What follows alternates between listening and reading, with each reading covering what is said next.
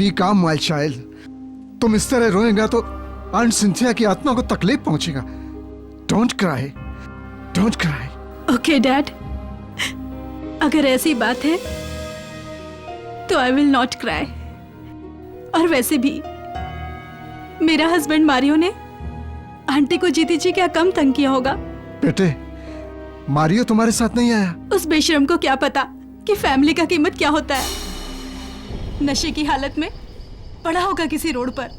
उसका इररिस्पॉन्सिबिलिटी ने तुम्हारा नहीं, पूरा गोम्स फैमिली का लाइफ बर्बाद कर दिया बेटे।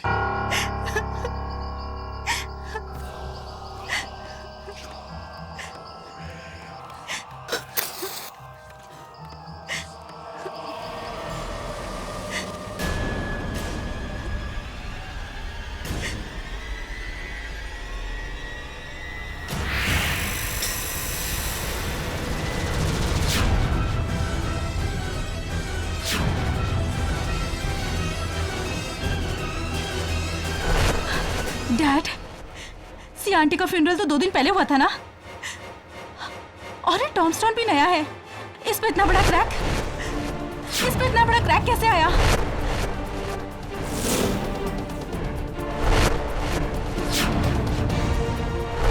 ये क्रैक? पता नहीं बेटा। ओह गॉड! और देखिए डैड, आसपास ये मिट्टी।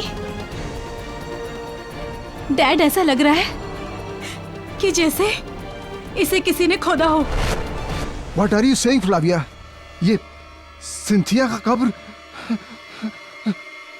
कौन खोदा? कुछ तो गड़बड़ है। फ्लाविया, ये तुम क्या करता है? किसी का कब्र खोदना क्राइम है, क्राइम। ये तुम सिंथिया आंटी का कब्र क्यों? मुझे 100% यकीन है कुछ न कुछ जरूर गड़बड़ है। और मुझे तो डर है कि कहीं मारियो ने आंटी का कब्र खोदा होगा। मारियो ऐसा क्यों करेगा? पूरी जायदाद का झगड़ा पता होने के बाद भी आप ऐसे सवाल पूछ रहे हो? लेकिन please dad, help me.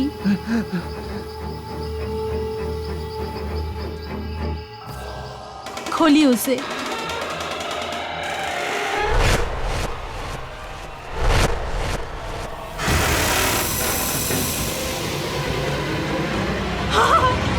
Mario!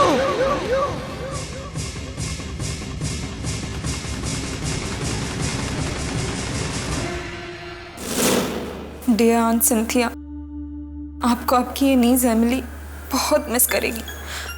काश आप भी हमारे साथ होती।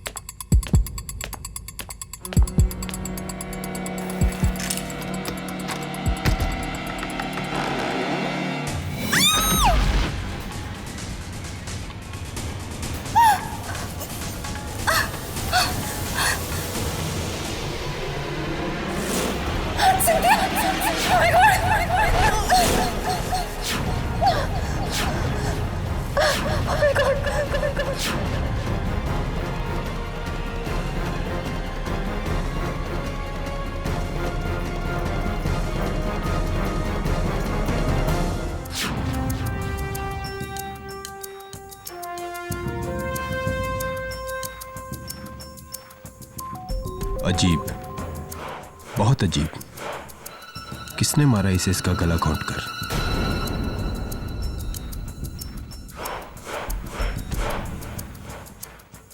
गले में चेन डालकर मारा इसे। ये देखो, इसके गले पे चेन की कड़ियों के निशान साफ दिखाई दे रहे हैं। साफ? ये चेन मिली बार कोने में।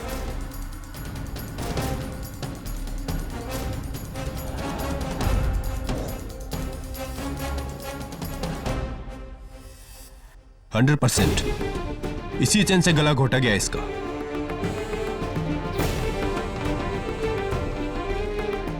और रिचर्ड, मेरी भांजी एमिली का पति। बट इंस्पेक्टर, ये चेन रिचर्ड्स का नहीं है, एमिली का है। एमिली रहती कहाँ है? रिचर्ड, आंट सिंथिया की बॉडी हमारे घर पे, इतनी दूर उस ग्रेवयार्ड से। नहीं, मुझे नहीं पता कैसे। अब मैं क्या करूं?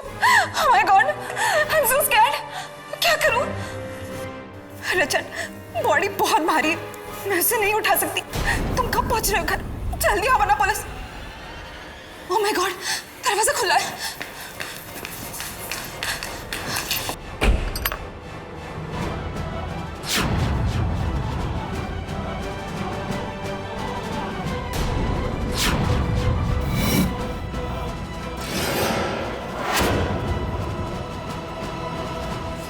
ओह माय गॉड, सिंथिया का बॉडी यहाँ।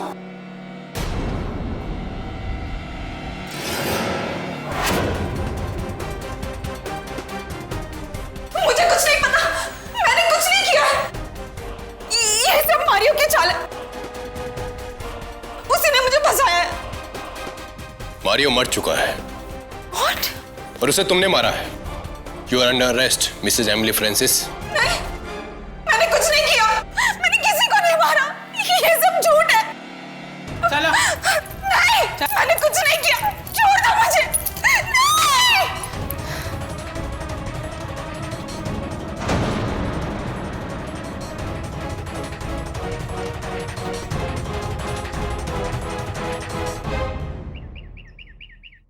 मिसेस बिलमोरिया, क्या आप लोग जानते हैं कि कब्रिस्तान के चारों ओर जो दीवारें होती हैं वो इतनी ऊंची क्यों होती? नहीं सर, क्यों? सिंपल, क्योंकि ये रिंगटोन तुमने लगाई है मेरे फोन पे। Yes sir. Bad ringtone. Hello, Richard Francis तुम्हारे पास अपनी बीवी का केस लेकर आएगा। उसका केस मत लेना, वरना पछताओगे। अच्छा, really? Thank you for the advice. लेकिन आप कौन? Hello hello, that's weird. Like your ringtone, that's also weird. Please change it. Yes sir. Sir, I'll get that.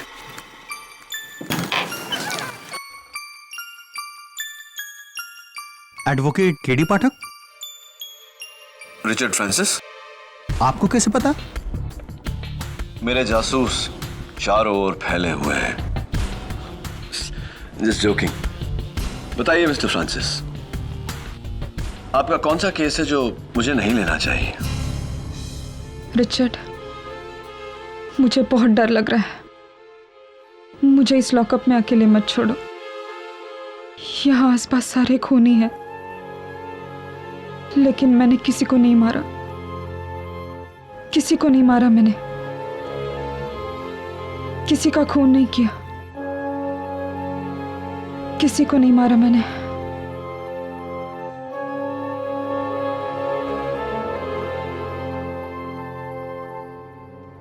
जब से ये हादसा हुआ है ना केडी, तब से बस ये ऐसे ही डरी, सहमी, बहकी बहकी सी बातें कर रही है। तो अब तुम ही बताओ रिचर्ड, ये कब्रिस्तानी कहानी का राज क्या है? गोम्स फैमिली में सबसे बड़ी आंट सिंथिया थी। उन्होंने शादी नहीं की और मारियो गोम्स उनके भाई के बेटे थे। और एमिली उनकी बहन की बेटी। मारियो और एमिली दोनों ही कजिन्स थे और मैं रिचर्ड फ्रांसिस एमिली का पति हूं। और वहां बैठी फ्लाविया गोम्स, मारियो की बीवी। और वो दोनों कौन हैं? वो अंकल एल्बर्ट हैं, आंट सिंथिया के छोटे भाई। और जो उनके बगल में बैठा है वो रॉजर। वो आंट सिंथिया की देखरेख करता था। यानी कि एक अकेली बूढ़ी आंट सिंथिया और आप सब उनके परिवार के लोग। जी। जिसमें से सबसे बड़े हैं एल्बर्ट गोम्स। योर ऑनर, मेरा बड़ा सिस्टर सिंथिया का गोवा में 40 एकड़ जमीन है। उस जमीन का मार्केट वैल्यू 70 करोड़ से कम नहीं। एमिली और मारियो का दोनों का इस जमीन पर नजर था और हमको ऐसा लगता है कि उसी जमीन के वास्ते एमिली ने मारियो को मार डाला।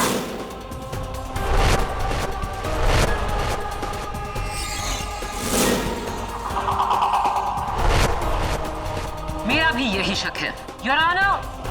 8 मार्च को सेंट मार्क्स कब्रिस्तान से जब पुलिस को सिंथिया गोम्स की कब्र से उनके भतीजे मारियो गोम्स की लाश मिली, तो उसके साथ एमिली की ये चेन भी मिली, जिससे मारियो गोम्स का गला घोटा गया था।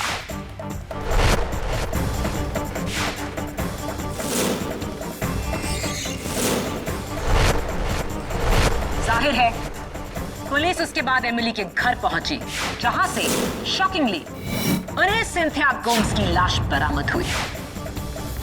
शॉक तो मैं आपकी बातों से हूं प्रोसिक्यूटर साहिबा। अगर मैं अपना ये पेंसिल आपकी मेज पर छोड़ दूं तो क्या इससे यह साबित होता है कि आपने मेरा ये पेंसिल चुराया है? Definitely not, your honour. Cynthia Gomes की लाश को कोई एमिली के दरवाजे पर छोड़ गया था। इसका क्या सबूत है? किसी ने उस लाश को वहां लाते हुए देखा? इसका कोई सबूत नहीं, लेकिन एमिली को किसी ने लाश ले जाते हुए भी नहीं देखा।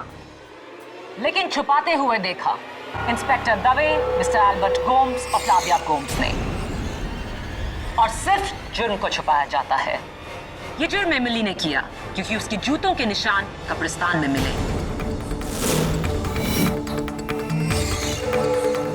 योर ऑनर, उस कब्र के पास गड़े फुटप्रिंट्स की फोटोग्राफ्स जो एमिली के सैंडल्स की हैं। ये सैंडल्स जो इंस्पेक्टर दवे को उस दिन एमिली के घर से मिले।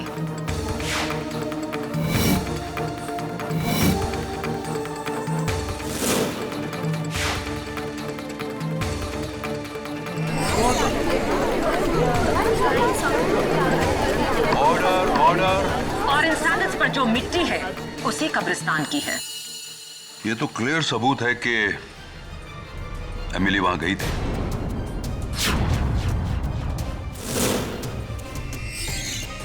और इतना बेहतरीन प्लान लेकर मारियो को मारकर उसकी लाश को ऐसी जगह छुपाना जहां उसे ढूंढने की कोई सोच भी नहीं सकता। एक कब्रिस्तान की 6 फुट नीचे कब्र में, कब्र भी किसी और के नाम की, आंटी सिंथिया, जिसे 2 दिन पहले ही 100 लोगों ने दफन होते हुए देखा। कहना पड़ेगा एक्सीलेंट हाइडिंग प्लेस एमिली, लेकिन अफसोस सिंथिया की लाश को ठिकाने लगाते हुए इंस्पेक्टर दवे ने एमिली को रंगे हाथों पकड़ा और जीनियस प्लान फ्लॉप हो गया।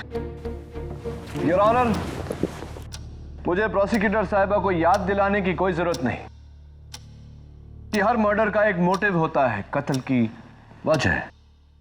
और एमिली के पास कत्ल की कोई वजह नहीं थी, क्योंकि आंटी सिंथिया ने खुद अपनी जायदाद इसी वसीयत में एमिली के नाम लिख दी थी। अजीब बात है मिस्टर डिफेंस काउंसिल। बिल्कुल एक ऐसी वसीयत मेरे पास भी है जिसमें जायदाद का वारिस एमिली नहीं, मारियो गोम्स है।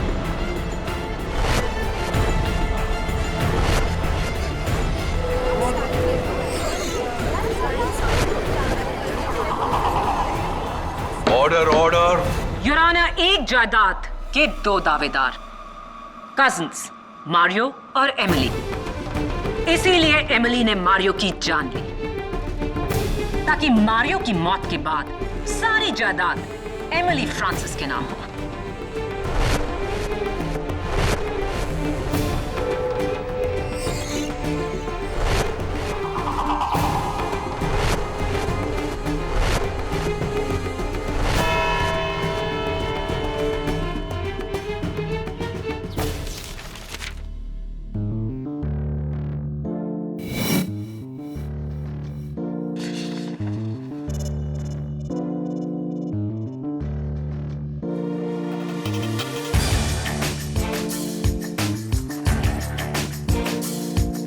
एक ही इंसान 2 अलग अलग वसीयत क्यों बनाएगा? मैटर वही, डेट भी सेम, सिर्फ नाम अलग। नेती, आंटी सिंथिया कहां तक पढ़ी थी? सर, रिपोर्ट के मुताबिक वो एक एमकॉम ऑनर्स थी। M.Com, तो फिर सिग्नेचर की जगह अंगूठा क्यों लगाया? Strange. Maybe not. नियति, पार्किंसंस डिजीज था उन्हें। वो क्या है? मिसेस बिलमोरिया, पार्किंसंस डिजीज, जहां मरीज के हाथ पांव हिलते हैं, ट्रेमर होते हैं, इसीलिए वो पेन उठाकर सीधा सिग्नेचर नहीं कर पाते, जिसके कारण आंटी सिंथिया ने अंगूठा लगाया था। Please change this ringtone. KD Pathak. KD Pathak, इस केस को छोड़ दो वरना पछताओगे। सुनिए मिस्टर धमकी वाले, मैं हेलो हेलो वो इच धमकी वाला फोन? तुम ये कॉल ट्रेस क्यों नहीं कर सकते? अनट्रेसेबल नंबर है मिसेस बिलमोरिया। नेवर माइंड, वो उसका काम कर रहा है, हम अपना काम करेंगे। नियति, गैजेट ऑफिस से पता करो कि ये दोनों स्टैम्प पेपर्स किस डेट पे इशू हुए थे। योर ऑनर, सिंथिया गोम्स की 2 वसीयत, दोनों पर सब्जेक्ट मैटर एक समान, डेट्स भी सेम, लेकिन इनमें से एक उनकी मौत के पहले बनाई गई थी और दूसरी उनकी मौत के बाद।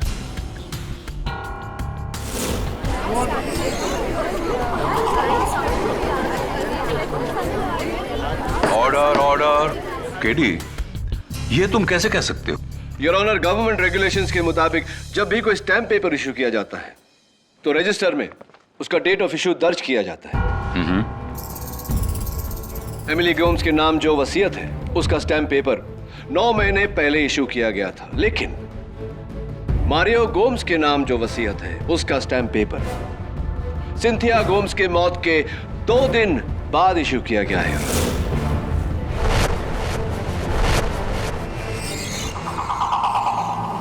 तो फिर इस पर सिंथिया गोम्स के अंगूठे का निशान कैसे आया मरने के बाद? अनफॉर्चुनेटली योर ऑनर, इस केस से यह जाहिर हुआ है कि मौत के बाद भी अंगूठे का इस्तेमाल किया जा सकता है वसीयत पे थंब इंप्रेशन लेने के लिए, भले ही ऐसा करने के लिए कब्र ही क्यों ना खोदनी पड़े। Right mister Albert?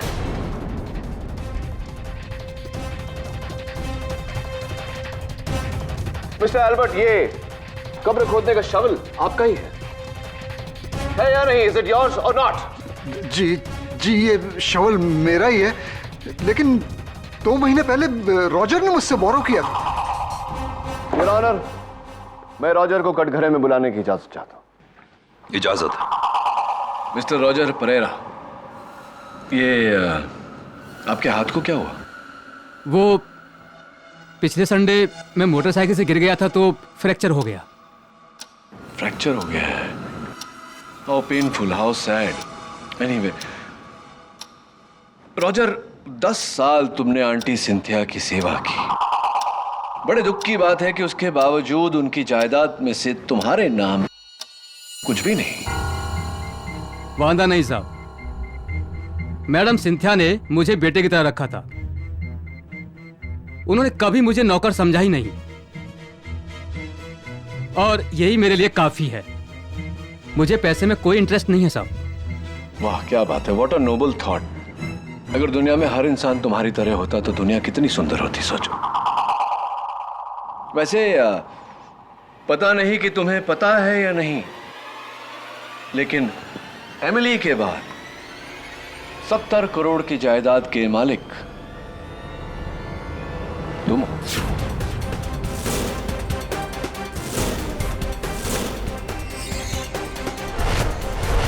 यानी कि अगर एमिली को कुछ हो जाता है, फांसी हो जाती है या उम्र कैद भी हो जाती है, तो तुम सीधा डायरेक्ट नौकर से मालिक। क्या?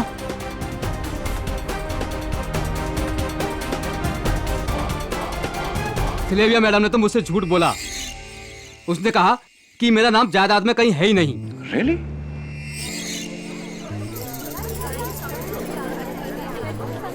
यानी ये पूरा हिस्सा ये लेना चाहती है? नहीं, मुझे मेरा हिस्सा चाहिए। हाँ, और मिलना भी चाहिए तुम्हें तुम्हारा शेयर। लेकिन उससे पहले मैं ये जानना चाहता हूँ कि कमेलियन क्या होता है, जानते हो तुम? गिरगिट जो रंग बदलता रहता है। क्योंकि देखो ना, अभी थोड़ी देर पहले तुमने कहा कि तुम्हें पैसों में कोई इंटरेस्ट नहीं, और अब तुम कह रहे हो कि मुझे मेरा शेयर चाहिए। इंटरेस्टिंग पॉइंट, लेकिन उससे भी ज्यादा इंटरेस्टिंग पॉइंट यह है कि मैडम फ्लाविया ने आपको झूठ क्यों बोला? योर ऑनर, मैं फ्लाविया को कटघरे में बुलाने की इजाजत चाहता हूं। इजाजत? मारियो की वजह से सर। मारियो नहीं चाहता था कि रॉजर को इस बात के बारे में कभी भी पता चले कि उसका नाम भी वसीयत में है।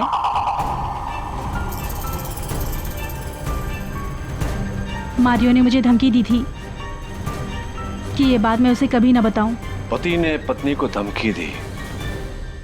It's not a good thing, not good at all. कैसा पति था मारियो? मारियो एकदम अच्छा पति नहीं था। वो घर में कम और बार में ज्यादा रहता था।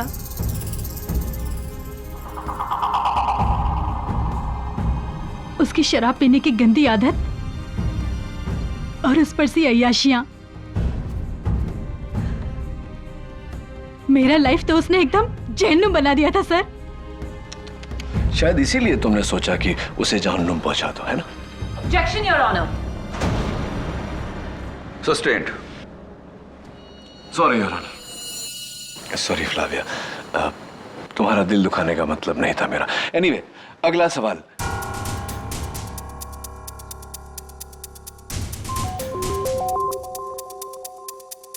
योर ऑनर, इस केस का एक बहुत ही अहम विटनेस पुलिस की गिरफ्त में आया है। उस कब्रिस्तान का पहरेदार पीटर डिसूजा। मेरी आपसे दरख्वास्त है कि मैं उसे अदालत में पेश कर सकूं। Your honour, this is incorrect procedure. इस विटनेस के बारे में डिफेंस को बताया ही नहीं गया। पीटर की गिरफ्तारी 1 घंटे पहले हुई। मुझे भी अभी पता चला है your honour. KD, murder case में ऐसी अहम गवाही को रोका नहीं जा सकता। पीटर डिसूजा को पेश किया जाए।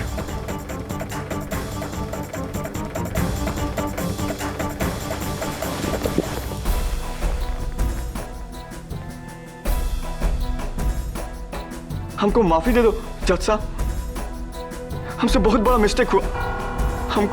हमको इसके लिए बहुत मनी दिया गया था। किसने दिया वो पैसा? फेस नहीं देखा। हाँ, क्योंकि सारा बात और ऑर्डर फोन पे आया था।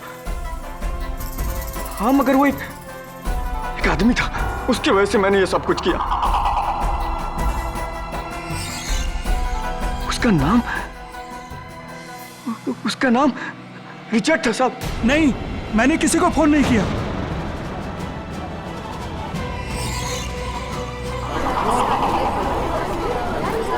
Order order. मिस्टर रिचर्ड, आप बैठ जाइए। मेरा शक सही निकला योर ऑनर। ये पूरी साजिश अकेली एमिली की नहीं थी। उसके पति रिचर्ड ने भी उसकी मदद की। एमिली और रिचर्ड फ्रांसिस ने मिलकर मारियो को मारा।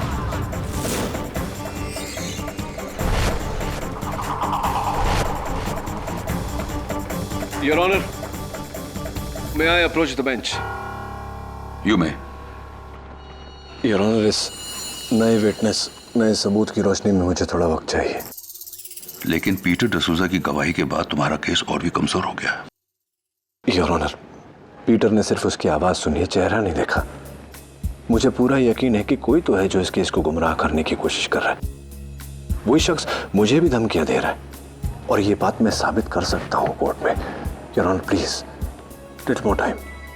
तो तुम्हें यह काम जल्द से जल्द करना पड़ेगा केडी, क्योंकि कल सुबह 9:30 से 10:30 के बाद इस केस की अगली तारीख 10 दिन बाद की है। तुम 10 दिन तक इंतजार करना चाहोगे या? नहीं योर ऑनर, 10 दिन में कुछ भी घुमाया जा सकता है। Tomorrow morning is okay. Granted. Thank you your honour. इस केस की सुनवाई कल सुबह 9:30 से 10:30 के बीच में की जाएगी। तब तक के लिए अदालत मुलतवी की जाती है।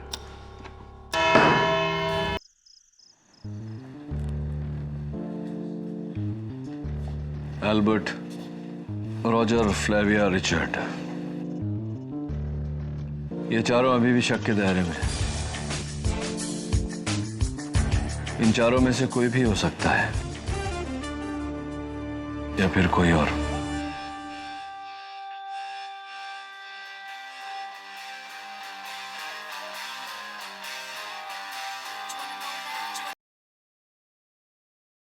बोलिए मिस्टर धमकी सिंह। कल सुबह अदालत मत आना, वरना मारियो के साथ जो हुआ तेरे साथ भी होगा केडी। Bloody idiot। किसी का खून नहीं किया, किसी को नहीं मारा मैंने। जी ये शवल मेरा ही है, लेकिन 2 महीने पहले रॉजर ने मुझसे बोरो किया। नहीं, मुझे मेरा हिस्सा चाहिए। मारियो एकदम अच्छा पति नहीं था। उसका नाम रिचर्ड था साहब। नहीं, मैंने किसी को फोन नहीं किया। मेरा शक सही निकला योर ऑनर। एमिली और रिचर्ड फ्रांसिस ने मिलकर मारियो को मारा।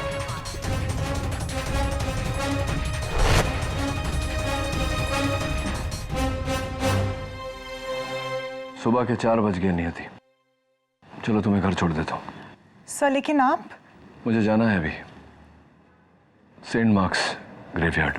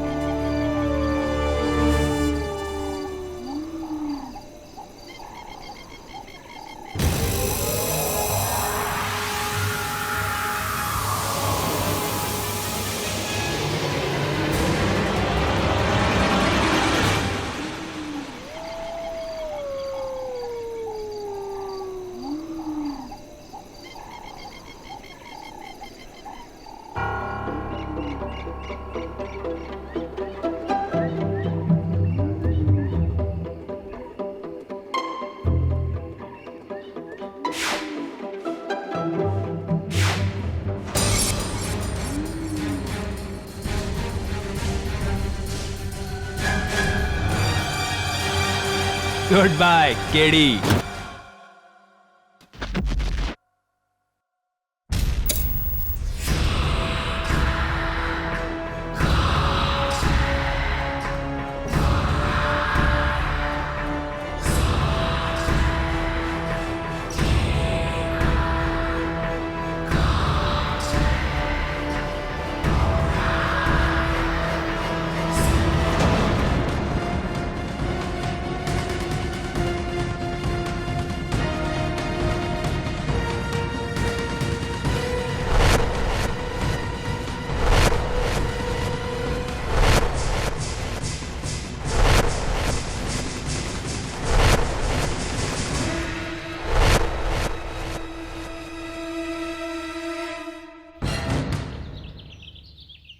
हेलो झिलमिल जी, मैं नियति ऑफिस से बोल रही हूँ। केडी सर अब तक ऑफिस ही नहीं आए और 9:30 बजे हमें कोर्ट पे पहुँचना है। जी मैंने उनका फ़ोन ट्राई किया और बिल्कुल आउट ऑफ रीच है। हाँ, सुबह के 4:30 बजे वो कब्रिस्तान गए थे। I mean I hope he is okay. I am worried.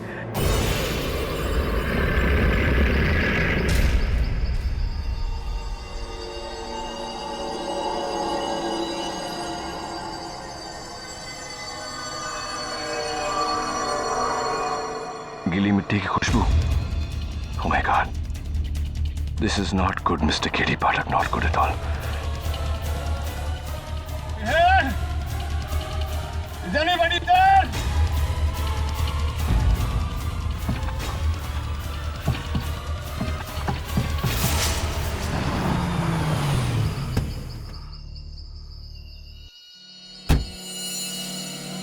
KD sir की गाड़ी।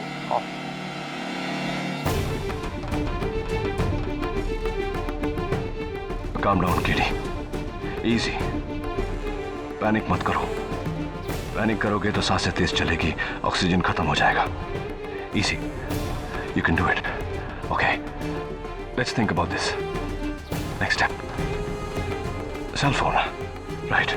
Cell phone.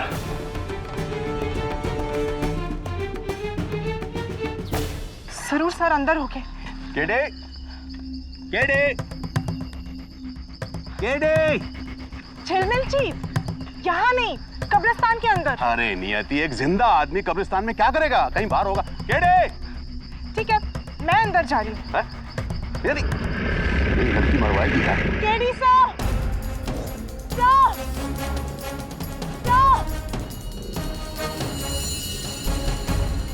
Damn. No signal. Oh, come on. I can't die in a coffin. Alive. That's very silly.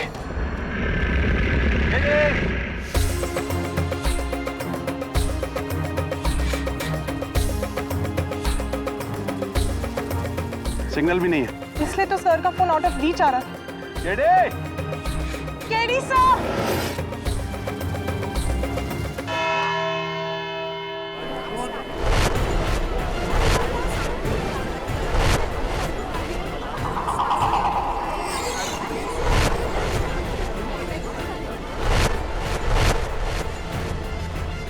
ये केडी कहाँ रह गया है? अजीब बात है, इतने सालों में कभी किसी केस में वो लेट नहीं आया। अभी आज क्या हो गया? ओह गॉड, अब तो केस का वक्त हो गया है, हमें कोर्ट चलना होगा। क्या करें?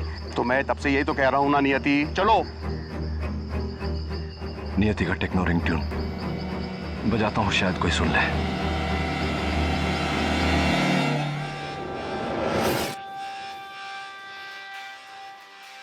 एक सेकंड। क्या हुआ? यहाँ से कुछ आवाज आ रही है, कोई इंग्लिश गाने की। गाने की? हाँ, हो सकता है ये किसी डीजे की कब्र होगी। अंदर भी बजा रहा होगा बेचारा। टेक्नो बीट्स, मेरा रिंगटोन। कान बज रहे हैं तुम्हारे कान। कब्रिस्तान है ये। अभी चलो, लेट हो रहे हैं, कोर्ट मुकदमा शुरू हो गया होगा। चलते। योर ऑनर, आधा घंटा हो गया है और केडी का कोई नामो निशान नहीं। Well KD, I think you are finished. Cell phone पे सिग्नल नहीं, कोई तेरी आवाज नहीं सुन रहा। ये तेरा आखिरी केस था और ये तेरी पहली और आखिरी कबर। Sorry to say good bye KD. Good bye KD. Good bye KD. Oh my God, अब समझ में आया मारियो का खून किसने किया, लेकिन क्या फायदा? कैसे साबित करूंगा कॉफिन में? योर ऑनर, मेरी राय है आप इस केस का फैसला सुना दीजिए।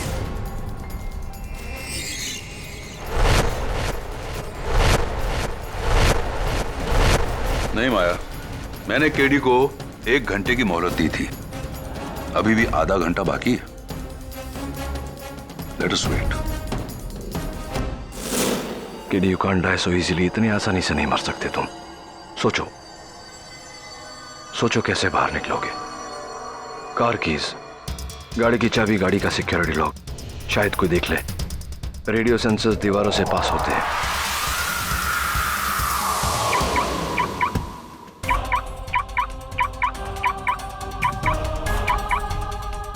झिलमिल जी, गाड़ी की लाइट। हाँ, मुझे लगा था कि केडी अंदर ही होगा और सो रहा होगा। KD! KD sir! KD! KD! KD sir! KD! अंदर तो कोई नहीं है। मैंने कहा था कि गाड़ी उसकी खराब हो गई होगी, गाड़ी यहीं छोड़ करके वो कोर्ट चला गया होगा। चलो। नहीं झिलमिल जी, आई एम श्योर ये कोई इशारा है हमारे लिए। केडी साहब में कांटेक्ट करने की कोशिश कर रहे हैं। I am sure. हो तुम पागल हो। चलो मेरे साथ चलो। देखिए, आप आए या नहीं आए, I am sure KD sir अंदर है। मैं अंदर जा रही हूँ। अरे यार, ये लड़की फिर मरवाएगी। नियति! नियति! अरे नियति! ओह, केडी सर! अरे क्या केडी केडी यार। थिंक नियति, थिंक। सर का रिंगटोन मैंने सुना था।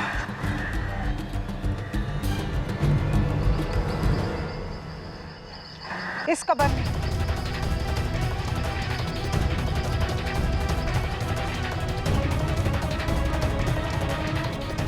जिंदा? हाँ। नियति, तुम पागल हो गई क्या? इस कब्र के अंदर केडी जिंदा? ऐसा कभी नहीं हो सकता।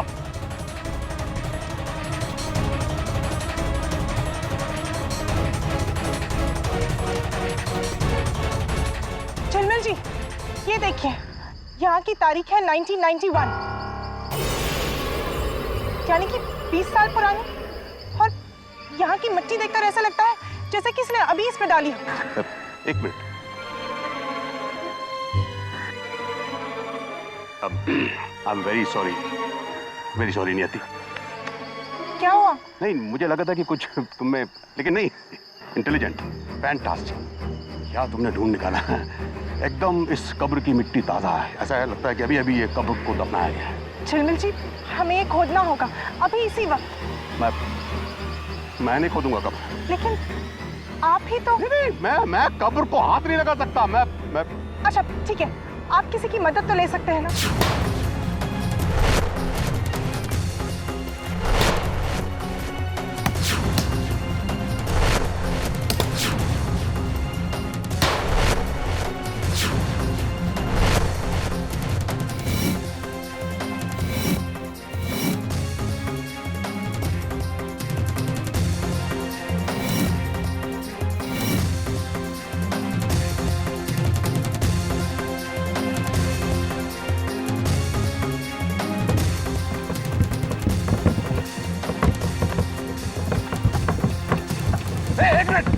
एक मिनट, कोई अंदर से ठोक रहा है। हाँ, चलो जल्दी खोलो। केडी सर, केडी भाई उठा। केडी हो कैसे? Are you okay? तू 4 घंटे लेट के देख अंदर। क्यों? कुछ हो गया? नहीं, एक दिन तो लेट नहीं है। चलो जल्दी, अदालत।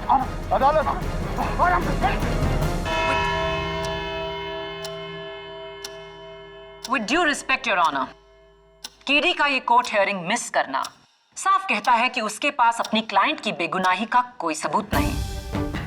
प्रोसिक्यूशन की गुजारिश है कि आप इस केस का फैसला सुनाएं।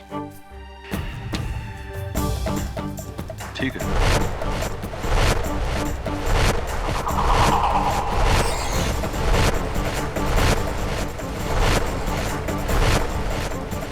10:30 बजने वाले हैं और योर ऑनर, लेकिन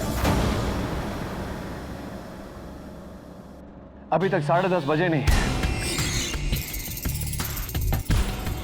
केडी, ये कोई टाइम है अदालत पहुंचने का? I am extremely sorry your honour.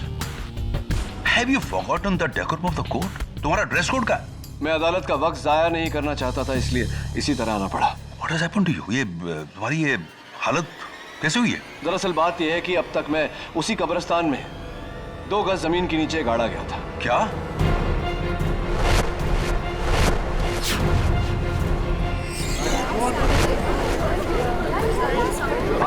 Court please. किसकी हरकत है ये? उसी की योर ऑनर, जो नहीं चाहता कि मैं मारियो के कातिल को ढूंढ निकालूं। तुमने उसका चेहरा देखा है? चेहरा तो नहीं देखा योर ऑनर, लेकिन उसकी आवाज सुनी है।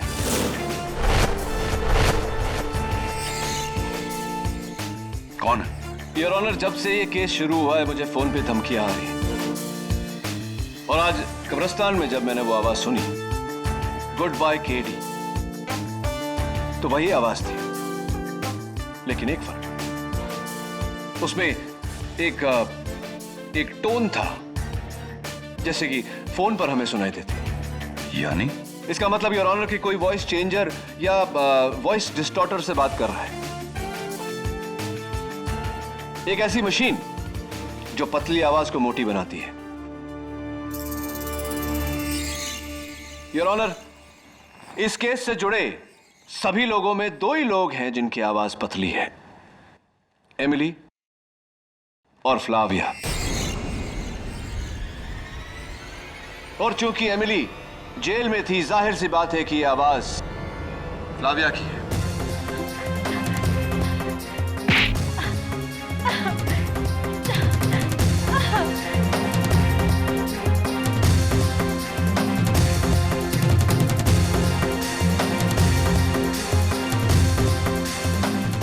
मेरा हस्बैंड मारियो और मेरे डैड एल्बर्ट दोनों ने मिलकर एक झूठी वसीयत तैयार की और उसके ऊपर सिंथिया आंटी के लाश के अंगूठे का निशान लगाया।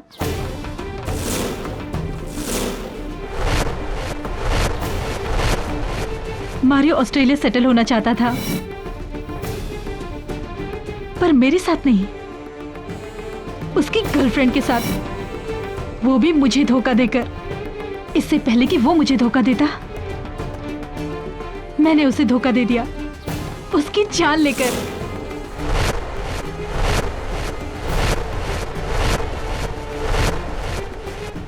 उस दिन मैं एमिली के घर गई।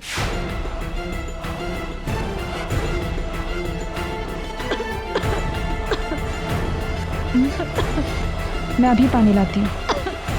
वहां से उसके जूते और चेन चुराया और उसी चेन से मैंने अपने पति का मर्डर कर दिया।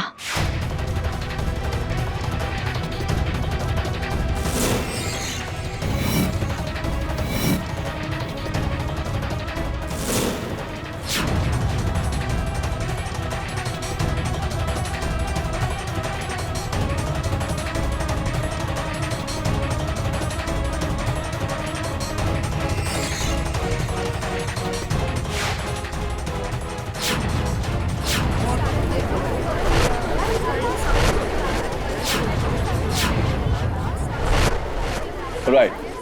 फिर तुमने बड़ी होशियारी से टूटी हुई कब्र का राज फाश किया ताकि कोई तुम पे शक ना करे।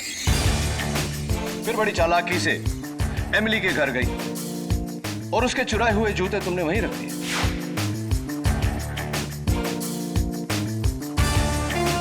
ताकि दवे को इन्वेस्टिगेशन के दौरान वो वहां से बरामद हो।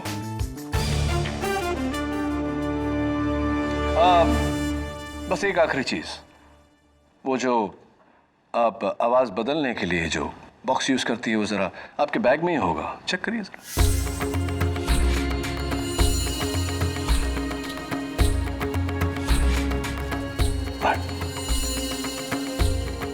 इस वॉइस चेंजर के जरिए मैंने कब्रिस्तान के कब्र खोदने वालों को रिश्वत दी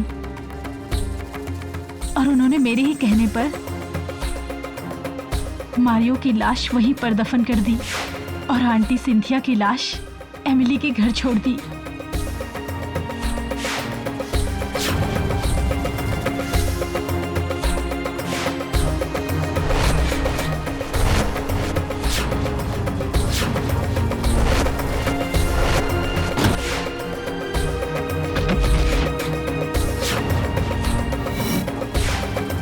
The confession is now complete, Your Honor. Flavio Gomes के इकबाल जुर्म के बाद अदालत उन्हें फौरन हिरासत में लेने का हुक्म देती है। नहीं, मैंने कुछ गलत नहीं किया है, मैंने कुछ गलत नहीं किया है, छोड़ो मुझे। और इस केस से जुड़े एल्बर्ट गोम्स पर अदालत अलग से मुकदमा चलाने का हुक्म देती है और एमिली फ्रांसिस, इन्हें अदालत मारियो गोम्स के कत्ल के इल्जाम से बाइज्जत बरी करती है।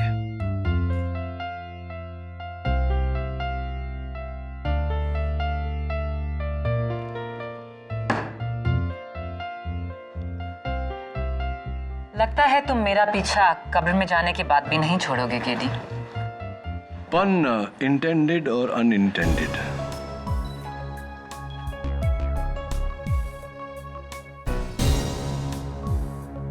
कांग्रेचुलेशन। सॉरी हाथ नहीं मिला सकता, हाथ जरा काले हो गए, लेकिन अच्छा है मुंह काला होते होते बच गया।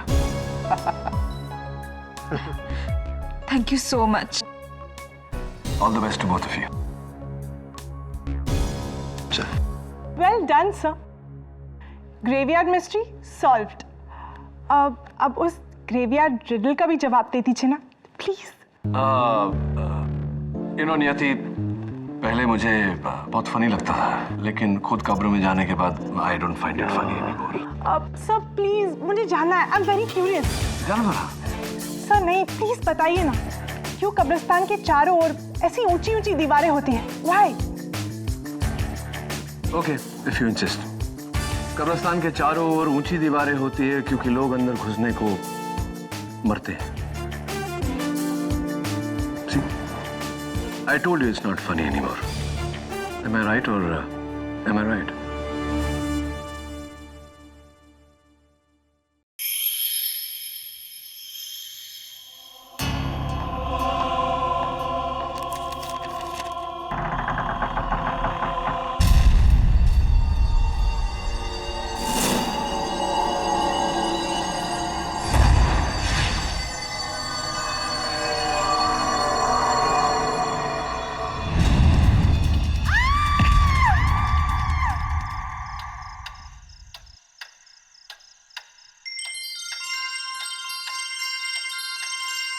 सावंत। जी साहब। अच्छा मैं चलता हूँ, वो मेहता बिल्डर है, उसका एनसी लिखवा लेना। ठीक है साहब। हेलो। हेलो पुलिस स्टेशन, वो मुझे मार डालेगा, मुझे मार डालेगा। कौन? आप कहाँ से बोल रही हैं? बहुत ही मोटा सा आदमी है और फॉरेन बंगला नंबर 32 कटर रोड पे। बचाओ। Hello hello. सावंत, जीप निकालो जल्दी। जी साहब।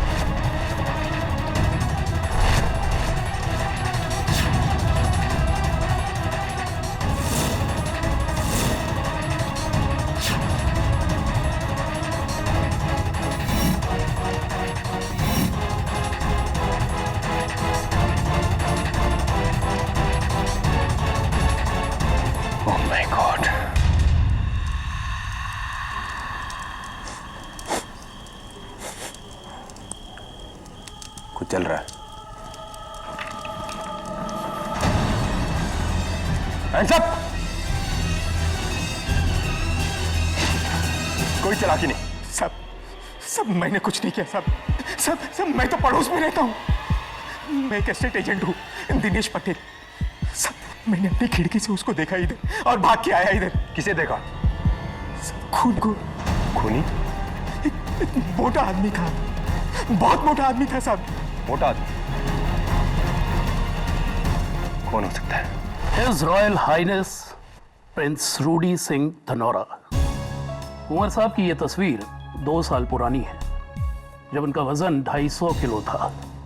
गुड, 2 साल में तो काफी वजन कम हो गया होगा। अब कुंवर साहब का वजन 345 किलो है। कुंवर साहब के ऊपर अपनी एक्स प्रेमिका शर्मिला राठौर के घर जाकर उन्हें कत्ल करने का झूठा आरोप है। मिस्टर मानेकशॉ, क्यों लगता है आपको कि इल्जाम झूठा है? क्योंकि अपने वजन की वजह से कुंवर साहब के लिए चलना तो दूर, उठ पाना भी मुमकिन नहीं। पिछले 9 सालों से वो अपने कमरे से बाहर तक नहीं निकले। 9 साल? या मिस्टर केडी, 9 साल, 9 years। वाह। प्रिंस रूडी मेरे खास पेशेंट हैं। उनकी मेडिकल कंडीशन के कारण हमने पुलिस से परमिशन लिया कि उन्हें यहीं रखा जाए, हाउस अरेस्ट में। उन्हें जेल ना ले जाया जाए जब तक उन पे आरोप साबित नहीं हो पाता। वो कभी नहीं होने वाला है। ऑफ कोर्स 350 kg वजन लेके वो भागेंगे भी कहाँ? अच्छा बताइए डॉक्टर घोष, प्रिंस रूडी वाकई नहीं चल पाते? जी वो बिल्कुल नहीं चल सकते। क्या केडी, भरोसा नहीं है तुझे?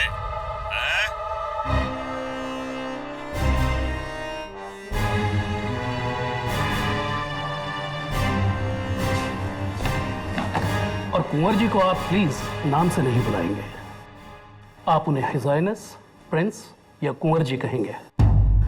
और केडी, कुंवर जी के बर्ताव के लिए मैं एडवांस में आपसे सॉरी बोलता हूं। आइए। ये चिकन तंदूरी है या चूजा? न नमक न मसाला। हॉस्पिटल जैसा खाना बनाना है तो वही जाके काम करो। गेट आउट, दफा हो जाओ यहाँ से। सॉरी कुंवर साहब, सॉरी। आइए। मोटा सांड, पता नहीं मरता क्यों नहीं।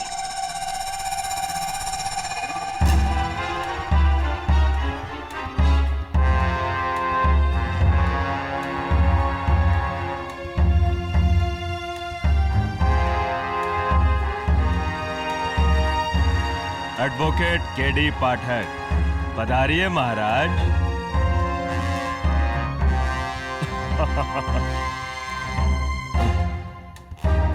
माफी चाहता हूं, अगर मेरा चौथा लंच ब्रेक न चल रहा होता तो आपसे उठकर हाथ मिलाता। इसका मतलब आप उठ सकते हैं? ये नहीं उठ सकते, मजाक कर रहे हैं। अब तो उसी दिन उठूंगा जिस दिन इस दुनिया से उठ जाऊंगा। बहुत जोवियल है आप। I like a sense of humour Prince Rudy. लेकिन ना फिलहाल आप पर आपकी एक्स गर्लफ्रेंड शर्मिला राठौड़ के कत्ल का इल्जाम है, इसके बारे में बात कर लें। अच्छा हुआ मर गई वो।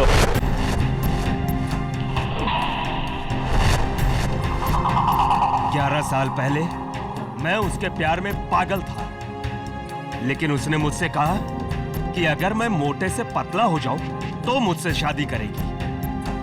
जिंदगी में पहली बार प्यार में आकर किसी के लिए मैंने अपना वजन 200 से 80 किलो किया, सिर्फ 80 किलो। मैंने अपना वादा पूरा किया, पर उसने नहीं, उसने मेरे प्यार को ठुकरा दिया।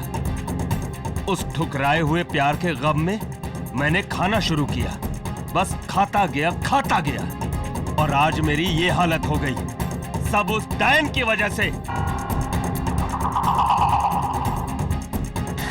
खा लीजिए। क्या है? कुंवर साहब, दवाई खा लीजिए। तो खिलाओ और दफा हो जाए यहाँ से।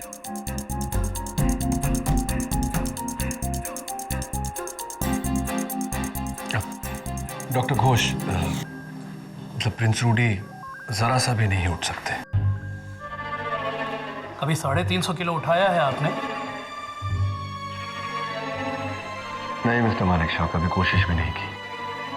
और अगर इतनी कोशिशों के बाद प्रिंस रूडी अपना 350 किलो का वजन नहीं उठा पाते, 13 किलोमीटर दूर जाकर शर्मिला राठौड़ को मारना इट्स इम्पॉसिबल।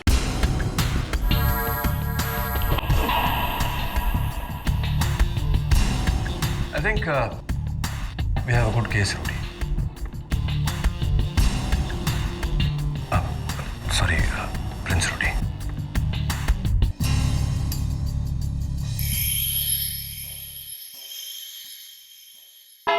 Your Honor, सबसे पहले मैं अदालत का शुक्रिया अदा करना चाहता हूं कि अदालत ने मेरे मुवक्किल प्रिंस रूडी सिंह धनावरा को उनके मेडिकल कंडीशन के कारण अदालत में ना बुलाकर घर से ये केस अटेंड करने की इजाजत दी। ये सब तमाशा है योर ऑनर, सरासर ढोंग। जो इंसान अपने घर से 13 किलोमीटर दूर जाके मर्डर कर सकता है, क्या वो इस अदालत के कटघरे में नहीं आ सकता? प्रोसिक्यूटर साहिबा, अगर मेरे मुवक्किल चल पाते तो मेरे पास लड़ने को केस ही नहीं होता। Your honour, Prince Rudy obesity के मरीज है। उनका वजन इतना है कि 9 साल से वो अपने कमरे से बाहर नहीं निकले। ऐसा आदमी 13 किलोमीटर का फासला तय करके खून कैसे कर सकता है?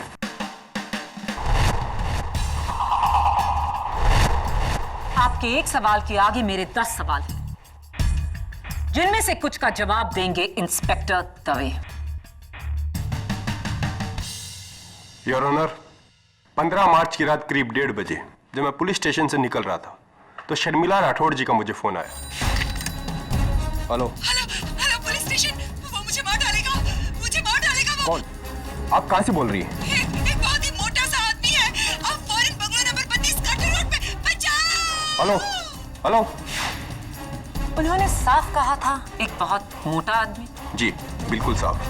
दवे, अगर वो मोटा आदमी प्रिंस रूडी सिंह था तो शर्मिला ने उसका नाम क्यों नहीं लिया फोन पर, जबकि वो उसे बहुत अच्छी तरह से जानती थी? घबराहट में अक्सर इंसान डिटेल बताना भूल जाते हैं केडी। Okay, agreed. एक और बात, शर्मिला पर जानलेवा हमला हो रहा था, तो उन्हें इतना समय कैसे मिल गया कि वो फोन उठाए, नंबर डायल करे, अपना पता बताए, कंप्लेंट लिखवाए? आओ।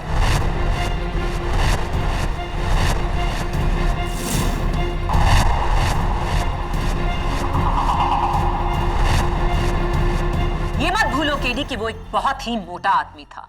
उसे डॉज करना आसान था। इसीलिए रूडी के पकड़ने तक शर्मिला को फोन करने का टाइम मिला। योर ऑनर, अगर इतना समय था शर्मिला जी के पास तो वो वहां से भाग क्यों नहीं गई? केडी चाहे तुम कुछ भी कह लो, रूडी सिंह ही कातिल है। योर ऑनर, मौका वारदात से बरामद ये बैट जिस पर रूडी सिंह की उंगलियों के निशान है, और इतना ही नहीं, जमीन पर उनके जूतों के निशान, साइज 12।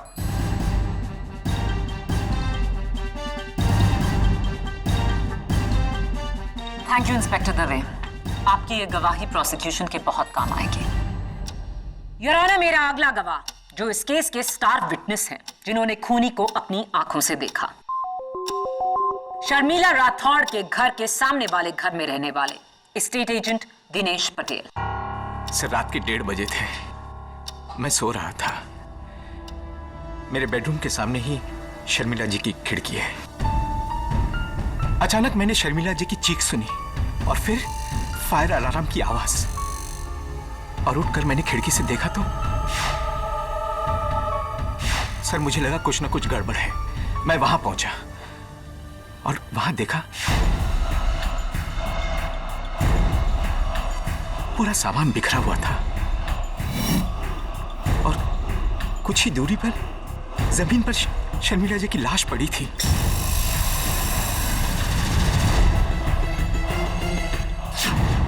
और फिर जलने की बू आई। मैंने किचन की ओर देखा तो वहां से धुआं आ रहा था, और फिर मैं भागकर किचन में गया और वहां कोई नहीं मिला। और फिर पुलिस आ गई सर।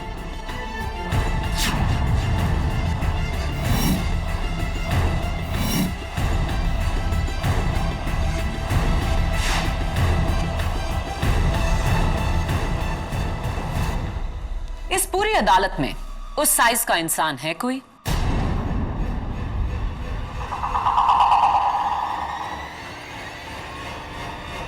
नहीं, सिवाय उस आदमी के।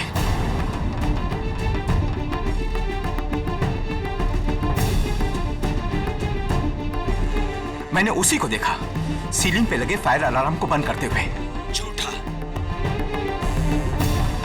मिस्टर रूडी सिंह, माना आप अदालत में नहीं है, लेकिन आपका रवैया ऐसा ही होना चाहिए जैसे आप यहां मौजूद हैं। कार्रवाई के दौरान किसी भी किस्म का जलपान मना है। Do you understand? एक बहुत ही मोटा आदमी। इंस्पेक्टर दवे ने सुना, मिस्टर पटेल ने देखा। अब आपका क्या कहना है mister KD Pathak? But of course. Mister Patel, जब आपने अपनी खिड़की से शर्मिला जी के खिड़की के उस पार उस मोटे आदमी को देखा तो आपकी खिड़की पर या शर्मिला जी के खिड़की पर कुछ पर्दा या कोई वेनिशियन ब्लाइंड वगैरह कुछ लगा हुआ था?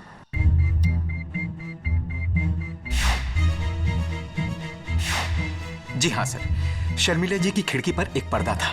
शर्मिला जी की खिड़की पर एक पर्दा था? जी हाँ। यानी कि आपने उस आदमी को नहीं देखा, महज उसकी परछाई को देखा, राइट? जी, लेकिन नहीं, अभी मेरा सवाल खत्म नहीं हुआ। एक मिनट, मैं आपसे पूछना चाहता हूं कि मिस्टर पटेल, इस रुमाल के पीछे कितनी उंगलियां हैं मेरी?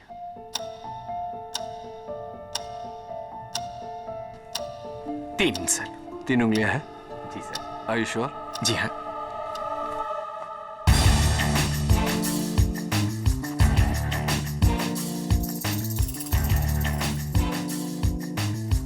मिस्टर पटेल, अगर 2 फुट की दूरी से रुमाल के पीछे आपको उंगलियां जानने में तकलीफ होती है तो क्या अदालत का यह मानना ठीक रहेगा कि 40 फुट की दूरी से, वो भी रात के अंधेरे में, आपको परछाई पहचानने में गलती हुई हो, गलतफहमी हुई हो? सर, भले ही मैंने उसका चेहरा नहीं देखा, लेकिन उसका मोटापा तो देखा। सर, इतना बड़ा पेट, इतना मोटा आदमी और कौन हो सकता है? ये तो तय करेंगे अदालत में। मिस्टर पटेल, एक बात बताइए, मैंने सुना है कि आपने शर्मिला जी के बंगले के लिए 4 करोड़ रुपए उनको ऑफर किए थे, क्या ये सही है? जी हाँ सर, लेकिन उन्होंने इनकार कर दिया था। अब तो आपके लिए वो बंगला खरीदना बहुत ही आसान हो गया mister Patel. Anyway, let's come back to the point, which is कि आपने महज पर्दे के पीछे एक परछाई देखी, आपने मेरे मुवक्किल को नहीं देखा। क्यों? क्योंकि आपके मुवक्किल चल नहीं सकते।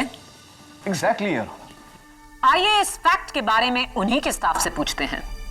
सबसे पहले मिस्टर रूडी सिंह के एडीसी मिस्टर साइरस मानिक शॉ। इजाजत। Mister Manik Shaw, Colaba shoe store का ये बिल, साइज 12 के जॉगिंग जूते 4 फरवरी को खरीदे गए, कीमत 3,670 रुपए। क्या ये जूते आपने खरीदे? जी हाँ। आपके पैर का साइज क्या है? 9। ये शूज एक्चुअली मैंने अपने भाई के लिए खरीदे थे।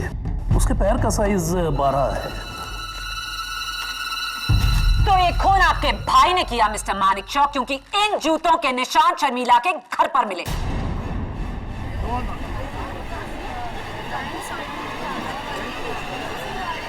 नहीं, मेरा भाई खूनी नहीं है। इनफैक्ट ये शूज मैंने कुंवर साहब के लिए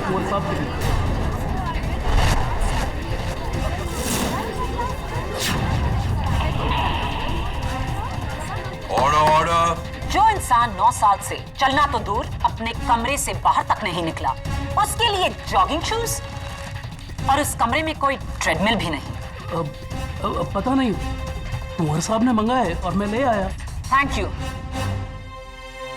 योर ऑनर। मेरी अगली गवाह रूडी सिंह की नर्स मिस बी बजाज। ये बी बजाज क्या है? जी, मेरा नाम बसंती बजाज। दरअसल मेरी माँ को शोले फिल्म बहुत पसंद थी, इसलिए जब मैं पैदा हुई तो उन्होंने मेरा नाम बसंती रख दिया। ऑर्डर। आप रूडी सिंह की राउंड द क्लॉक नर्स हैं? जी हाँ, दरअसल उनको मेरी कभी भी जरूरत पड़ सकती है, बीपी, दवाइयाँ, इंजेक्शंस वगैरह। तो कत्ल की शाम 6 बजे से आप कहाँ गायब थी?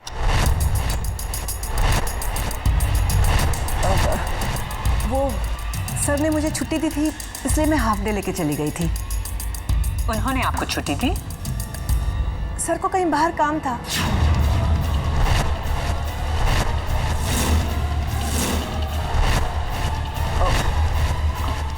I mean, सर को कुछ काम था, इसलिए उन्होंने छुट्टी दी हमें। कुछ काम करना था? किसी का खून करना था? Objection your honour. Sustained. Your honour, मेरा बस यही पॉइंट है कि कोई अपने स्टाफ को तभी छुट्टी देता है जब वो घर पर ना हो।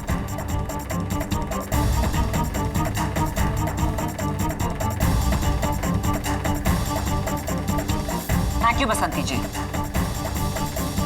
योर ऑनर, मेरी अगली गवाह रूडी सिंह की cook cum housekeeper miss Jyoti Karnik. इजाजत। आप रूडी सिंह के लिए खाना बनाती हैं? जी, वो हर 1.5 घंटे के बाद कुछ ना कुछ खाते हैं, इसीलिए मुझे उनको खाने को देना पड़ता है। कत्ल की रात आपने रूडी सिंह जी के लिए एक टिफिन पैक किया था? जी। पर टिफिन तो हम उनके लिए पैक करते हैं जो बाहर जा रहे हों। Am I right? जी, लेकिन मैं तो सिर्फ कुक हूँ। अब जैसा सर बोलेंगे मुझे तो वैसे ही करना पड़ेगा ना। क्या ये सही है mister Rudy?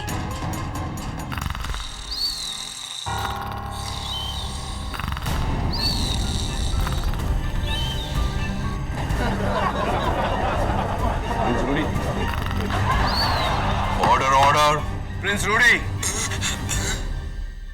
Mister Rudy Singh, this is contempt of court. आप सो रहे हैं?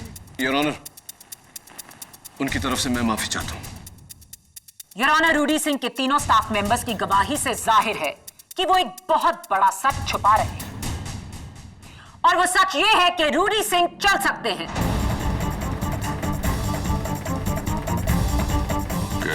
योर ऑनर, प्रिंस रूडी के स्टाफ के एक अहम मेंबर की गवाही अब भी बाकी है।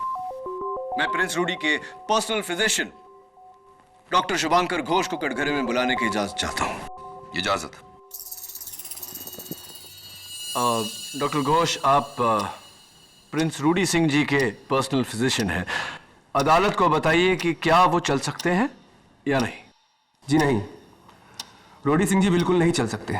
मैं पिछले 4 साल से उनका डॉक्टर हूं, और योर ऑनर, ओबेसिटी को ट्रीट करना मेरी खासियत है, और मेरे पास कई ऐसे पेशेंट्स हैं जिनका वजन 300 से भी ऊपर है। क्या वो चल सकते हैं? जी, मगर रोडी सिंह जी नहीं चल सकते।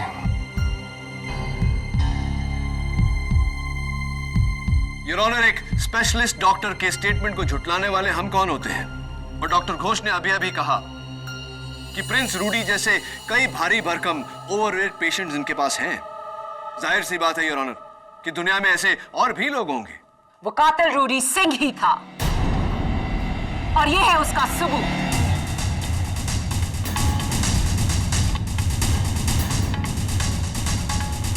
मार्च की रात कार्टर रोड पर सिटी क्लब के बाहर कुछ fans film star Salman Khan के इंतजार में बैठे थे और जब मिस्टर खान बाहर आए तो उन्होंने उनके साथ कुछ तस्वीरें खींची।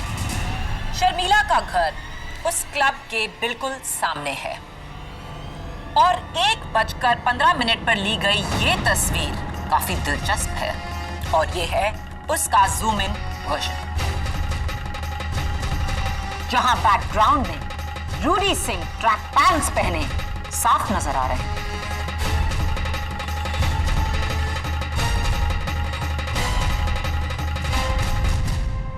ये तो बिना किसी शक व शुबा के रूडी सिंह ही है।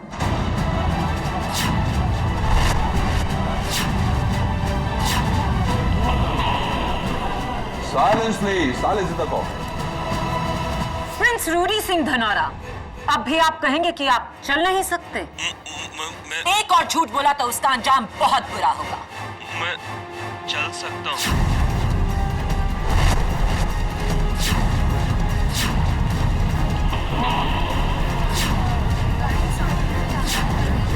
Order order. पिछले 2 हफ्तों से मैं चल सकता हूँ। 7 दिन बाद शर्मिला की शादी होने वाली थी तो मैंने सोचा एक आखिरी बार उससे मिलकर अलविदा कह दूं। इसलिए मैं उससे मिलने के लिए पहली बार घर से बाहर निकला, पर उसके सामने जाने की हिम्मत नहीं जुटा पाया तो मैं दरवाजे से ही वापस लौट आया। तो आपके डॉक्टर और आपका स्टाफ क्यों कह रहे हैं कि आप चल नहीं सकते? क्योंकि मैंने ही उनको धमकी दी थी कि किसी ने सच कहा तो उनको मैं नौकरी से निकाल दूंगा। प्रिंस रूडी, ये क्या किया आपने? क्यों किया? मैं डर गया था केडी। मुझे जब पता चला कि शर्मिला का खून हो गया तो मुझे लगा कि सबसे पहले उंगली मुझ पर ही उठेगी। इसलिए मैंने अपने स्टाफ से झूठ बुलवाया और खुद भी झूठ बोला।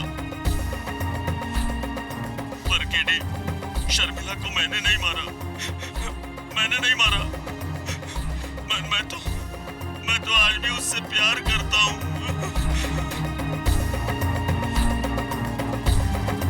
योर ऑनर, इस केस की शुरुआत में डिफेंस काउंसिल ने मुझसे कहा था कि अगर मैं ये साबित कर दूं कि रूडी सिंह चल सकते हैं तो उनके पास कोई केस ही नहीं बचता।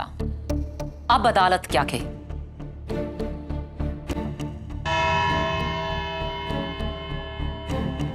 इस केस का फैसला कल सुबह ठीक 11 बजे। और मिस्टर रूडी सिंह, आपको यह अदालत फौरन हिरासत में लेते हुए कल इसी कोर्ट में पेश होने का हुक्म देती है।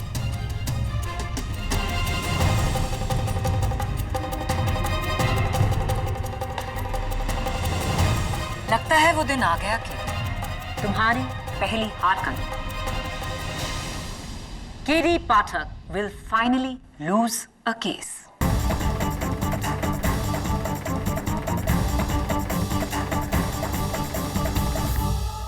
आप जानते हैं आज तक मैं कोई केस क्यों नहीं हारा? क्योंकि आज तक केडी ने कभी झूठ नहीं बोला। मेरी ताकत मेरी सच्चाई है और आज आपके कारण मैं अदालत में झूठा साबित हुआ। केडी, मैंने तुम्हें सिर्फ आधा झूठा साबित किया है, बाकी तुम्हारा आधा कहा हुआ सच है।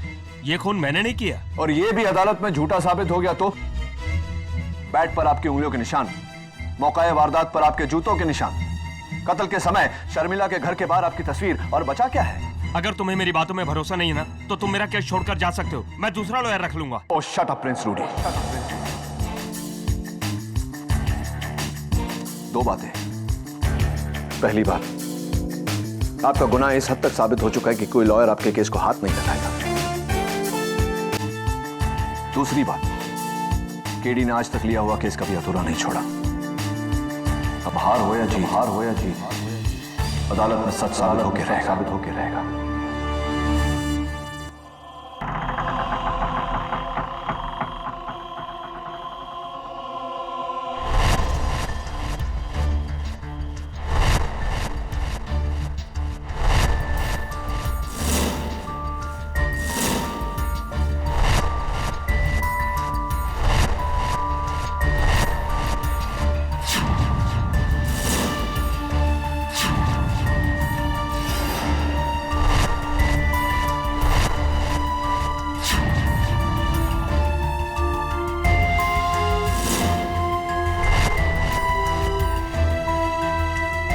ये देखो क्या है केडी? किसी जानवर के बाल, ब्लैक कलर। कुत्ता था क्या शर्मिला के पास? नहीं तो फिर ये बाल किसके हैं? केडी, ये मत कहना कि किसी आदम को जानवर ने उसकी जान ली है। ये मैं नहीं, तुम कह रहे हो। आओ किचन में चलते हैं।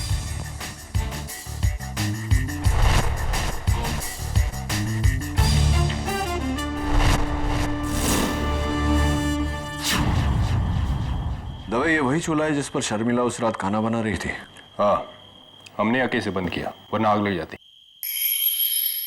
राइट, लेकिन रात के 1:30 बजे शर्मिला खाना क्यों बना रही थी?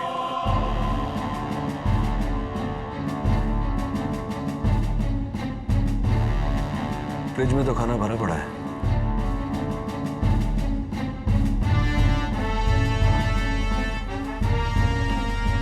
मुझे लगता है कि शर्मिला खाना नहीं बना रही थी। तो फिर ये गैस कातिल ने ऑन किया है। ओह, ताकि फायर अलार्म बजे और उसके पकड़े जाने का रिस्क हो। 50% राइट, 50% रॉन्ग, ताकि फायर अलार्म बजे और कोई उसे देखे। Fire alarm, let's go.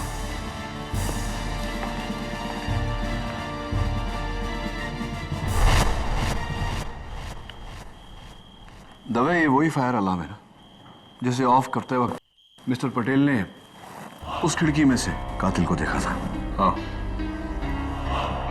लेकिन पटेल ऊपर तक पहुंचा कैसे? आई थिंक इस टेबल के जरिए। Help me please.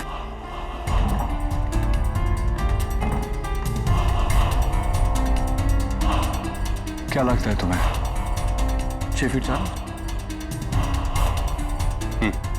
Right.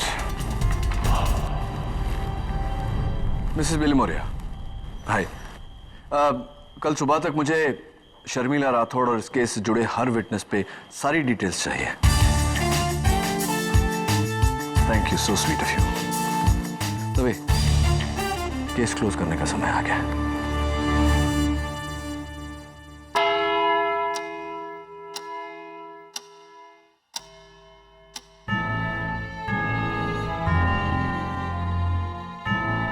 Your honour, यह शर्मिला राठौड़ के घर का वही टेबल है जिस पर उस रात खूनी ने खड़े होकर फायर अलार्म बंद किया था।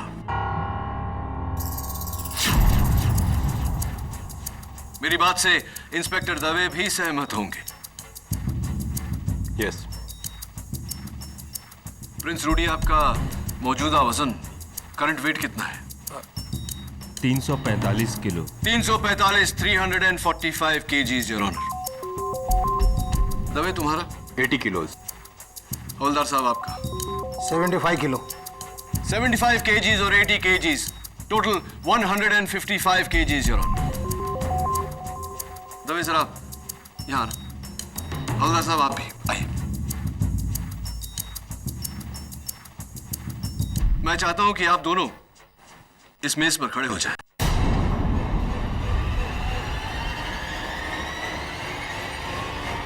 जरा संभल के। हाँ।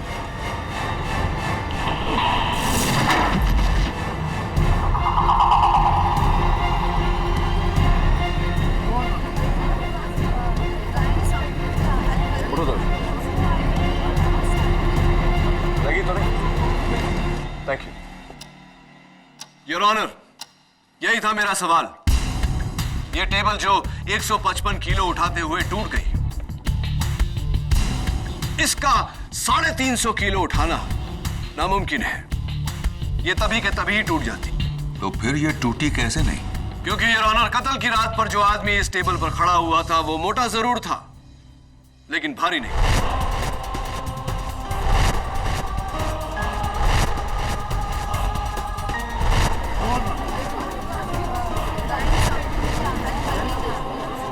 कत्ल की रात पर जो आदमी इस टेबल पर खड़ा हुआ था वो मोटा जरूर था, लेकिन भारी नहीं। मोटा और भारी नहीं, क्या मतलब इसका?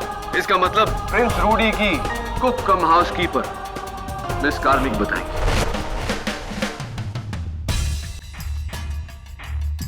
Miss Karnik, how are you? आपका एक छोटा भाई है जो फैंटेसी अम्यूजमेंट पार्क में काम करता है, क्या ये सही है? जी, मंगेश। मंगेश, राइट। तो क्या करता है मंगेश वहाँ? जी वो वहाँ पे भालू है।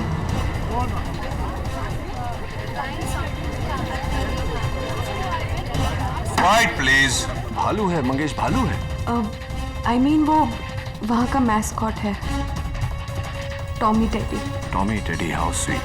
योर ऑनर, खुशकिस्मती से टॉमी टेडी हमारे साथ आज अदालत में है। आइए टॉमी टेडी।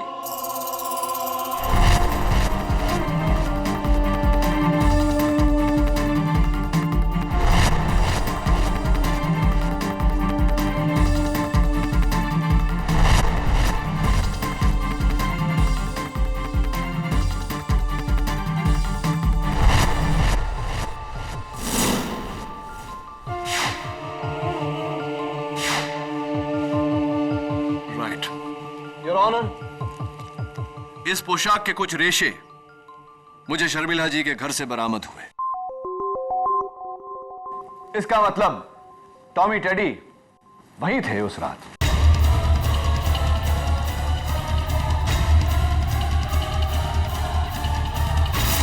टॉमी टेडी जी, आपकी जरा मैं मुंडी उतार लूं।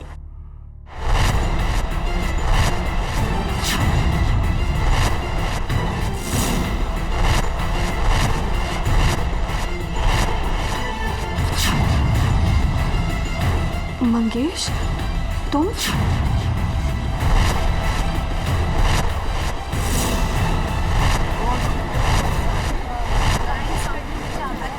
आइए टॉमी टेडी साहब, मैं चाहता हूं कि आप इस टेबल पे खड़े हो जाएं।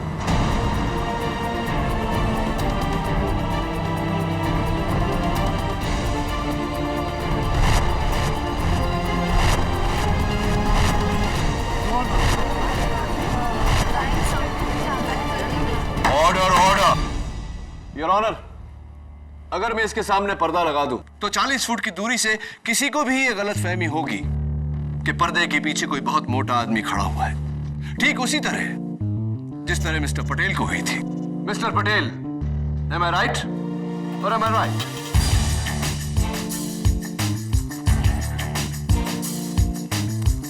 Thank you mister Tommy teddy. आइए प्लीज, आपका। Thank you very much. अब बताइए मिस कार्निक कि आपने अपने भाई के टॉमी टेडी का कॉस्ट्यूम पहनकर शर्मिला का कत्ल क्यों किया? एक मिनट। माना कि मिस्टर पटेल को धोखा हुआ था, लेकिन शर्मिला राठौर ने तो यह साफ कहा था कि कातिल एक मोटा आदमी है। योर ऑनर, फोन पर वो आवाज शर्मिला जी की थी ही नहीं।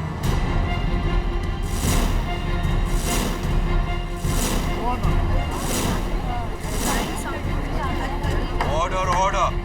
सबसे पहले मिस कार्निक ने शर्मिला जी का कत्ल किया, उसके बाद उनके घर को तहस नहस किया, उसके बाद पुलिस को फोन किया। वो आवाज मिस कार्निक की थी या नहीं? बोलिए। नहीं योर ऑनर, मैंने कुछ नहीं किया, वो मैं नहीं थी, वो मिस्टर मानिक शॉ थे।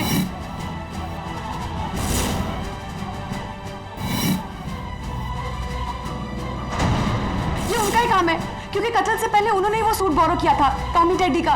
पूछिए, उनसे पूछिए। योर ऑनर, मैं मिस्टर मानिक शॉ को कटघरे में बुलाने की इजाजत चाहता हूं। इजाजत? जी हाँ, वो सूट मैंने ही बोरो किया था अपने बेटे पर्सी की बर्थडे पार्टी में पहनने के लिए, बच्चों को एंटरटेन करने के लिए। लेकिन उसके बाद उस सूट को मैंने कुंवर साहब के घर के स्टोर रूम में जाके रख दिया था। मिस कार्निक को देने के लिए। राइट। और कत्ल से एक दिन पहले वो सूट स्टोर रूम से गायब हो गया। जी हाँ, लेकिन मैंने उसे गायब नहीं किया। नहीं, मैंने ऐसा कब कहा? मैं तो ये सोच रहा हूं कि वो कौन हो सकता है जो सूट स्टोर रूम से लेकर गया था, क्योंकि घर में 2 लोग ही थे और जो स्टोर रूम में जा सकते थे, डॉक्टर घोष और nurse Basanti Bajaj. Your honour, मैं डॉक्टर घोष को कटघरे में बुलाने की इजाजत चाहता हूं। इजाजत है। देखिए मिस्टर केडी, मैं एक इज्जतदार डॉक्टर, आप इस तरह के बेहुदा और बेतुके इल्जाम मुझ पर नहीं लगा सकते। सॉरी डॉक्टर घोष, इल्जाम नहीं लगा रहा, सिर्फ पूछताछ कर रहा हूं। ये बताइए कि कत्ल की रात आप कहां थे? मैं पुलिस को पहले से ही कह चुका हूं कि मैं उस रात अपनी क्लिनिक में था। इतनी रात गए क्लिनिक में, क्या कर रहे थे आप? नर्स बसंती बजाज का मेडिकल फिटनेस सर्टिफिकेट तैयार कर रहा था। जी हाँ, वो दुबई के किसी हॉस्पिटल में जॉब ले रही हैं। ये सर्टिफिकेट उसी के लिए है। अगर आप चाहें तो उसकी कॉपी देख सकते हैं एविडेंस फाइल। हाँ, वो कॉपी मैंने देखी है और इसमें लिखा है कि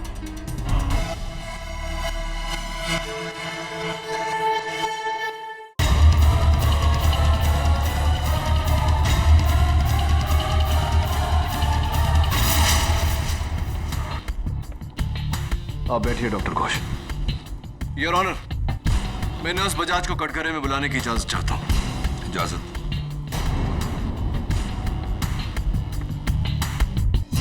आप दुबई जा रही हैं?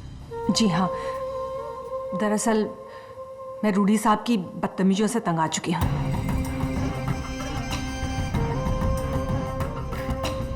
और वहाँ मेरी सिस्टर भी रहती है दुबई में। वो आपका पहला नाम, फर्स्ट नेम क्या बताया था? बीफ पर बसंती।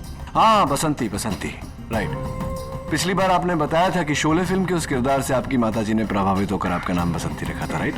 जी। इसलिए अब मैं भूल गया मैं। कोई बात नहीं। अरे कोई बात कैसे नहीं, बात तो है। अब देखिए ना, आपके फिटनेस सर्टिफिकेट में आपका बर्थ डेट यानी कि जन्म तारीख 16 सितंबर 1974, 16 सितंबर 1974, क्या यह सही है? जी बिल्कुल सही लिखा है। तो क्या ये कहना ठीक रहेगा नर्स बजाज की पहले वो फिल्म आई होगी, आपकी माताजी ने वो फिल्म देखी होगी, उस फिल्म से प्रभावित हुई होगी, फिर आपका नाम रखा गया होगा बसंती। मेरा कहने का मतलब ये है कि पहले हेमा मालिनी जी का नाम रखा गया होगा, उसके बाद आपका नाम रखा गया होगा। Is that correct? जी ऐसा ही कुछ ऐसा ही हुआ होगा। तो एक बात बताइए, क्या आपकी माताजी उस फिल्म की शूटिंग पर गई थी या उस फिल्म के डायरेक्टर रमेश सिप्पी जी के साथ उनके घरेलू ताल्लुकात थे जिसके कारण उन्हें कहानी और किरदार के नाम पहले से पता थे? ऑब्जेक्शन योर ऑनर, बेबुनियाद सवाल। ये तुम क्या अनाप शनाप पूछ रहे हो? योर ऑनर, नर्स बजाज का जन्म 16 सितंबर 1974 में हुआ, जबकि शोले रिलीज हुई थी 15 अगस्त 1975 में। नर्स बजाज के जन्म के पूरे 1 साल बाद। अगर इनके जन्म के 1 साल बाद फिल्म रिलीज हुई तो फिल्म के किरदार का नाम इनकी माताजी इनको कैसे दे सकती है?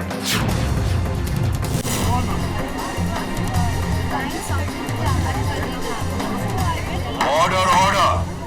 योर ऑनर, अगस्त 2010 में मरहूम शर्मिला राठौड़ ने पुलिस में कंप्लेंट लिखवाई थी अपने कुक कम हाउसकीपर के खिलाफ।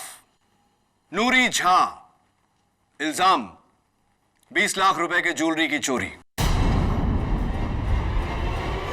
तब से नूरी झा फरार है, लापता है, फेक आइडेंटिटी के साथ जी रही है। लेकिन आज नूरी झा अदालत में मौजूद है। नर्स बसंती बजाज के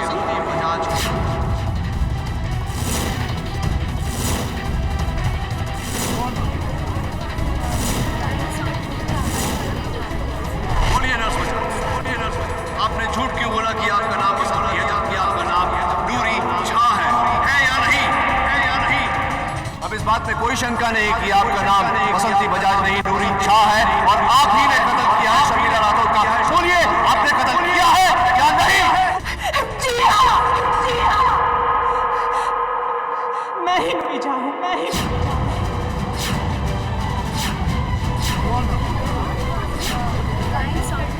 ऑर्डर ऑर्डर।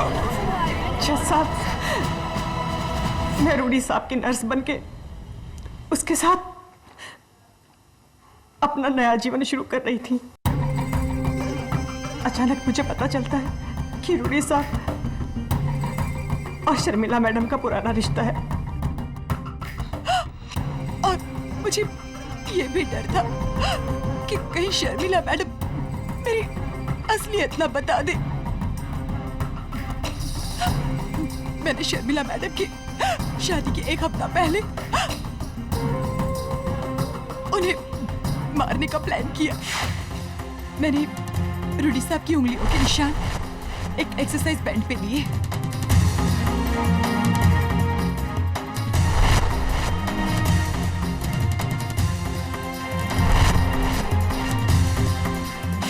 फिर हूबहू रूडी साहब जैसे जूते खरीदे। उसके बाद स्टोर रूम में जाकर टेडी बेयर का कॉस्ट्यूम चोरी किया और फिर शर्मिला जी के घर जाकर उनका कत्ल कर दिया मैंने।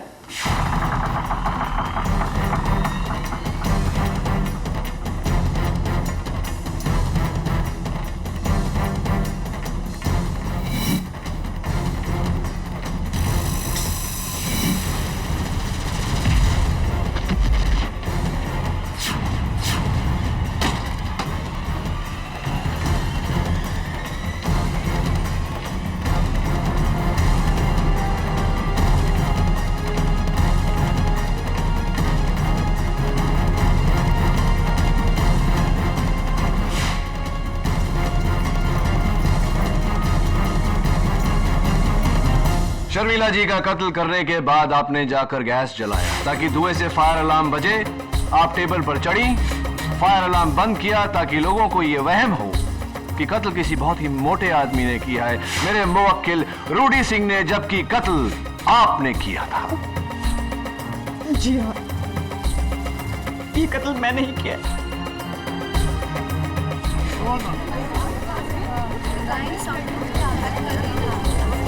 Order order. The defence rests your honour.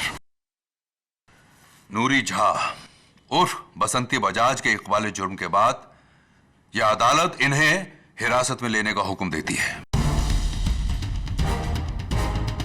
और श्री रूडी सिंह धनौरा को शर्मिला राठौर के कत्ल के इल्जाम से बाइज्जत बरी करती है।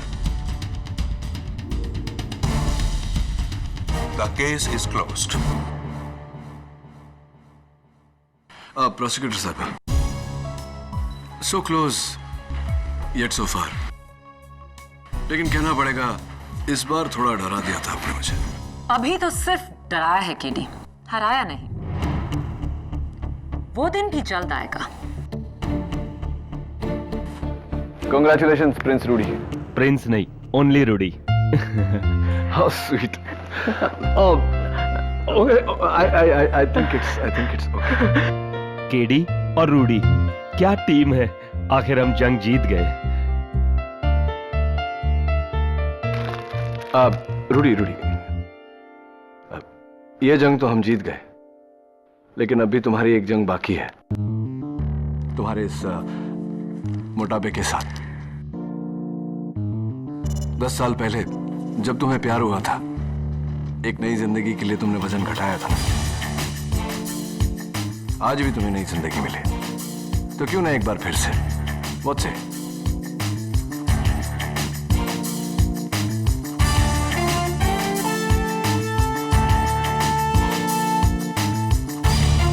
All the best. और भी दिलचस्प कहानी देखने के लिए हमारे चैनल को सब्सक्राइब करें और बेल आइकॉन दबाना न भूलें।